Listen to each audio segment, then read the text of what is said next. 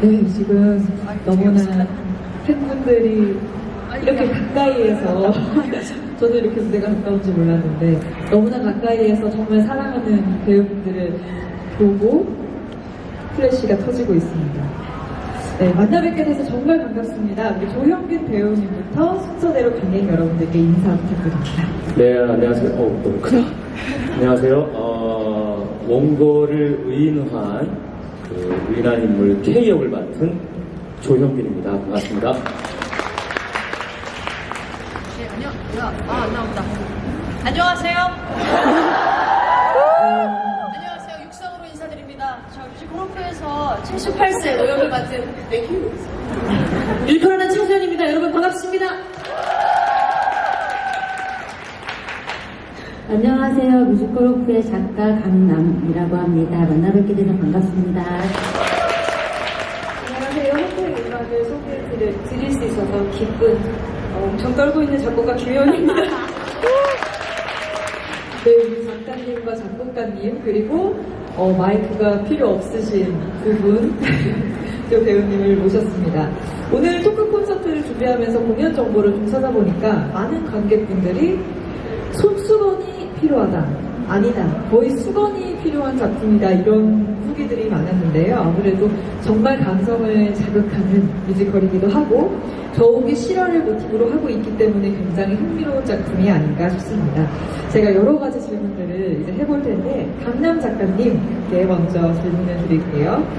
실화를 모티브로 한 이유가 있는지 궁금한데요. 네, 이 작품을 처음에 선택하게 된, 이 소재를 찾게 된 이유가 있었나요? 처음에 김영하 작가님의 책 읽는 시간이라는 팟캐스트에서 이 얘기를 접하게 되었어요. 짧게 말씀을 드리면 카프카 작가에게 변신이라든지 단편을 발간했던 카프카라는 작가에게 막스 브로트라는 친구가 있었고 이 친구는 80여 권의 책을 출판했을 정도로 당시에 유명한 작가였는데 카프카를 굉장히 이제 존경했다고 해요. 그러다가 41살에 카프카가 죽으면서 남은 자신의 원고들을 모두 불태워달라고 부탁을 했어요. 친구한테? 네, 친구에게요. 근데 이때 불태우지 않고 저희가 이제 중편으로 만나고 있는 소송이라든지 무성이라든지 아메리카 같은 작품들을 발간하고 이후에 남은 원고는 자신의 비서였던 에스더호프에게 남겨주고 죽게 돼요. 그 후에 이 에스더호프와 그의 딸 에바 호프까지 이 원고를 가지고 이스라엘 도서관과 이제 소송을 30년을 넘게 하고 있다라는 얘기였어요. 근데 여기서 되게 흥미로웠던 거는 그 안에 들어있는 내용이 뭐지보다는 이 여인이 왜 그 원고를 지키고 있을까. 네. 그리고 굉장히 고양이 털이 엄청 수북하게 쌓여있는 코트를 입고 등장을 했다라는 묘사가 있는데 그 코트 안에 저 사람은 어떤 사람일까가 되게 궁금했었어요. 그렇게 궁금증을 가지고 있던 와중에 2017년에 작곡가님이랑 뮤지컬 창작 아카데미에서 졸업 공연을 준비하면서 소재를 찾다가 이 이야기만 하면 좋을 것 같다라고 얘기를 나눠서 개발하게 되었습니다. 여기서 지금 작가님께서 말씀하신 프란츠 카프카 소설에 대해서 좀 첨언을 드리면 카프카는 생전에 딱 3권의 장편 소설을 썼다고 합니다. 앞서 말씀해주신 소송, 성, 그리고 아메리카 이렇게 3권이고 나머지는 단편 작품들이 굉장히 많은데 이 친구, 카프카의 친구였던 브론트가 이 원고들을 태워달라는 유언을 지키지 않은 바람에 사실 지금 저희 독자들이 그 작품들을 만나보고 있는 건데요. 그러면은 이 실화를 모티브로 만들기 위해서 강남 작가님이 스토리 구상을 하시고 이 김영훈 작곡가님한테 같이 하자 이렇게 하신 건가요? 저희가 재밌는 소재를 좀 찾고 있었어요. 좋은 작품을 만들고 싶은데 근데 저는 사실 이 내용을 몰랐었어요. 근데 작가님께서 이런 내용이 있다 이런 얘기를 해주셨는데 평생 종이 조각을 지키면서 살아온 모녀가 왜 그렇게 살게 되었을까라는 것에 대해서 큰 궁금증이 생겼어요. 그래서 이거 작가님과 한번 만들어보면 재밌겠다 생각해서 하게 됐습니다. 근데 저는 사실 왜 30년 동안이나 이렇게 소송을 했을까 선뜻 이해가 잘 안 가는 부분인데 작가님이 보시기에는 왜 그렇게 힘들게 평생 30년간 원고를 가지고 싸웠을까요?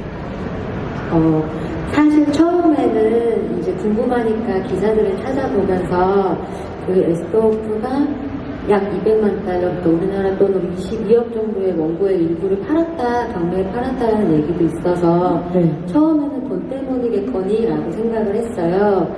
그런데 그 뒤로도 이 원고를 더 높은 로열티를 위해서 팔지 않는 게 아니라 지키는 모습을 보이는 거예요. 네. 나중에는 변호사비를 댈 수도 없을 정도로 돈이 없는데도 불구하고 원고에 대한 소송을 계속 이어나가고 결혼도 하지 않고 자녀를 두지도 않고 평생. 평생 원고를 지키고 또 어떤 기자분에게는 이게 나에게 남은 전부이다라고 얘기를 하셨을 때 이거는 어쩌면은 그 행복했던 과거에 대한 기억일 수도 있겠다라는 생각도 해봤어요. 근데 사실 이거는 이제 기사로만 만났던 에바 호프에 대한 저의 생각이지 그분의 인생은 아닌 것 같고, 그래서 저도 왜 원고를 지켰는지는 모르겠어요. 그냥 저희 작품 안에서 저희만의 해석으로 이렇게 했을 뿐이지 그분들이 왜 지켰는지는 저도 아직은 모르겠는 것 같아요. 뭐 정말 그분이 원고를 지킨 30년의 세월이 좋든 나쁘든 정말 이 원고가 그 사람의 인생을 정말 만들었다라고 생각해도 과언이 아닐 것 같은데, 저희가 이 실화를 바탕으로 한 뮤지컬 호프에 대한 이야기를 좀 더 이어가 보겠습니다. 이 두 배우분들은 쇼케이스 공연부터 계속 함께 해오신 걸로 제가 알고 있는데, 이 차지연 배우님 먼저 대본을 접했을 때 첫 느낌, 그리고 왜 이 극을 해야겠다라고 생각하셨는지 궁금해요. 작년 3월이나 아니면, 그러니까 1년 전쯤인 것 같아요. 지금으로부터 1년 전쯤에 우연히 이 호프의 제작사인 R&D웍스라는 회사의 그 대표님한테 그냥 지나가면서 이렇게 툭 주시더라고요. 원고를요? 정말 원고를 주셨어요. 그러면서 그냥 가볍게 한번 읽어보세요. 너무 좋은 작품인 것 같아서 저희가 준비를 해볼까 하는데 그냥 한번 읽어보세요. 부담 없이. 정말 부담 없이 읽었다가 저는 지금 이 장소가 되게 낯선 게 제가 책을 그렇게 많이 읽는 사람이 아니라서 되게 부끄러운데요. 대본도 사실은 힘들게 읽거든요. 이게 아이고 이렇게 책 글자를 잘 못 읽었어요. 그랬는데도 불구하고 정말 한 30분도 안 돼서 그걸 후루룩 다 읽고 또 읽고 또 읽었던 것 같아요. 이거는 내 거짓말이 아니라 처음이었어요. 작품의 대본을 이렇게 후루룩 해서 또 읽고 계속해서 읽어보고, 그런데 읽을 때마다 계속해서 다른 울림이 있고 이유 없이 자꾸 눈물이 나고 뭔지는 잘 모르겠어요. 제가 원고를 지키는 사람도 아닌데 계속해서 뭔가 마음이 아리하고 이상하고 뭘까 바로 전화를 드렸어요. 뭐가 돼도 하겠다. 그래도 맡겨봐 주신 영광이 됐다. 참여할 수 있는데 제가 큰 진짜 의미를 두겠다. 정말. 그래서 그리고 사실 요즘은 너무 사실 시대가 급변하고 있고 흐름이나 유행도 너무 순식간에 변화되어 가고 있고, 사실 수많은 정보들이 갑자기 수면 위로 올라왔다가 또 갑자기 다 사라지는 엄청난 변화의 시대에 우리가 살고 있는데, 사실 뮤지컬도 그 흐름을 타는 것인지 무엇인지 정말 뭐랄까 화려하고 스펙터클하고 막 엄청난 색깔의 작품들이 사실 굉장히 많이 올라오고 있는 요즘인 것 같아요. 맞아요. 그런데 물론 그런 작품들도 너무 소중하고 귀하지만 그런 뭐랄까요 잘 차려지고 멋지고 화려한 속에 아주 순수하고 보석 같고 정말 맑은 아이가 지금 때묻지 않게 태어난 느낌이어서 제가 힘이 닿는 데까지 이 아이를 지켜주고 싶다는, 곁에서 함께하고 싶다는 느낌이 너무 강해서 무조건 하겠습니다 라고 시켜만 주시면 영광이겠습니다 라고 하고 어떻게 이렇게 감사하게도 계속 참여를 하게 되었네요. 그렇게 하실 줄 알고 이렇게 대표님이 슬쩍 이러고 하신 거예요? 굉장하신 분이에요. 그렇습니다. 꼭 해줘 이것도 아니었는데 그냥 슬쩍 정말 운명처럼 그렇습니다. 이 다가오신 것 같아요. 그러면 우리 조형균 배우님의 답변도 들어봐야 되는데, 이 대본 접하셨을 때 느낌 어떠셨어요? 저는 마찬가지로 이제 지연 누나는 이제 그냥 슬며시 대본을 주셨지만은 네. 저는 직접적으로 그냥 주시더라고요. 대본을 처음 읽었을 때 아마 지연 누나랑 이제 똑같은 생각을 많이 했어요.